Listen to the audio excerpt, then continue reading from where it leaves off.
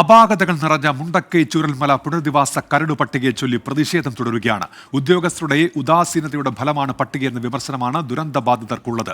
കുട്ടികൾ പോലും ഇതിലും വൃത്തിയായി പട്ടിക തയ്യാറാക്കുമെന്നായിരുന്നു പ്രതിപക്ഷ നേതാവ് വി.ഡി. സതീശന്റെ പരിഹാസം.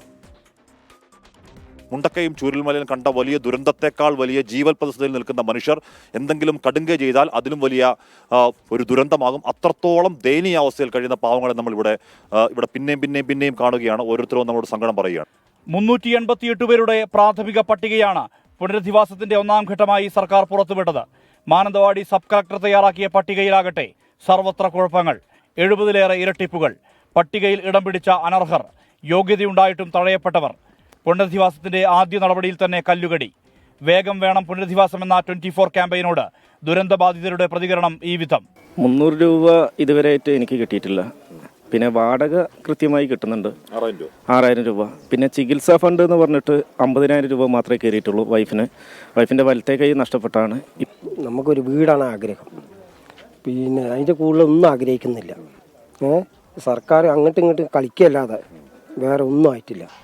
പ്രതിപക്ഷ നേതാവ് വി.ഡി. സതീശൻ പട്ടികയെ വിമർശിച്ചത് ഈ വിധം. കേന്ദ്രത്തിന്റെ ഭാഗത്ത് നിന്ന് ധാർഷ്ട്യമാണ്, പണം കൊടുക്കില്ല എന്നുള്ളത്. സംസ്ഥാനത്തിന്റെ ഭാഗത്ത് നിന്ന് സർക്കാരില്ലായ്മയാണ്. 4.5 മാസമായി അവിടെ പുനരധിവാസത്തിന് വേണ്ടിയിട്ടുള്ള സ്ഥലം പോലും കണ്ടുപിടിക്കാൻ പറ്റിയിട്ടില്ല. പരിമിതമായ ആളുകളാണ് ദുരിതബാധിതരായിട്ടുള്ള ആളുകൾ.